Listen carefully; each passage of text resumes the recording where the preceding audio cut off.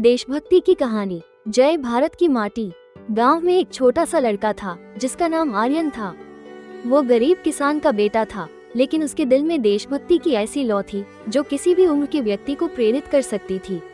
आर्यन के दादाजी स्वतंत्रता सेनानी थे और अक्सर अपनी कहानियों से उसे भारत की आजादी के संघर्ष के बारे में बताते थे।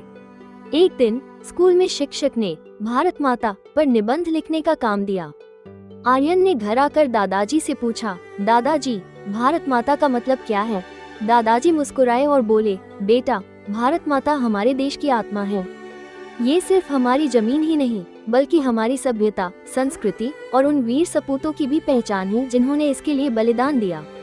आर्यन के मन में ये बात गहरी उतर गई। उसने सोचा, अगर मैं बड़ा होकर कुछ बड़ा न भी कर पाऊँ, तो भी मैं अपने देश के लिए छोटा छोटा योगदान कर सकता हूँ। कुछ ही दिनों बाद गांव में एक जल संकट उत्पन्न हुआ। गांव की नदियां सूखने लगीं और पानी की भारी किल्लत हो गई। आर्यन ने गांव के लोगों से कहा, हम सब मिलकर वृक्षारोपण करें और जल संचय करें। ये हमारे देश की सेवा है। शुरुआत में लोगों ने उसकी बातों को गंभीरता से नहीं लिया, लेकिन जब उसने खुद मिट्टी खोदकर पौधे लगाना शुरू किया, तो धीरे धीरे गांव के बाकी बच्चे और बड़े भी उसका साथ देने लगे। आर्यन की पहल ने पूरे गांव को बदल दिया।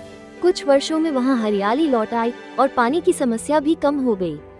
आर्यन की यह छोटी सी कोशिश एक बड़े बदलाव की शुरुआत बन गई। गांव के बुजुर्ग अब उसे देखकर कहते, ये बच्चा देशभक्ति का असली मतलब समझता है।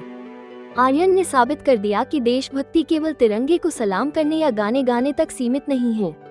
ये तो अपने देश की मिट्टी, पानी और लोगों के लिए सच्चे दिल से काम करने में है।